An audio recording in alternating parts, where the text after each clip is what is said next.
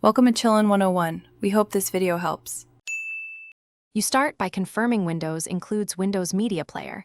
N and KN SKUs need the Media Feature Pack. Once done, enable Windows Media Player in Control Panel, then install the Windows Media Format runtime and any missing codecs. This fixes the core library GTAV specs. Make sure WMP runs and plays a file before moving on.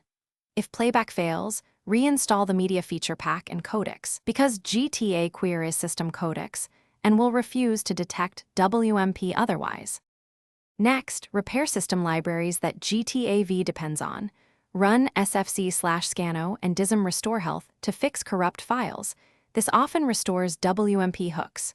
Then update DirectX and Visual C++ redistributables so runtime dependencies match. Re-register key WMP DLLs, for example, WMP, DLL, and WMP-SRCWP, DLL, and uninstall or disable other media players that install alternate codecs. Once complete, launch WMP to confirm its COM interfaces respond, because GTA queries those COM objects when detecting WMP. Finally, validate GTAV by verifying game files through Steam, Epic Games, or the Rockstar Launcher. Then run the game as administrator so it can access protected system APIs.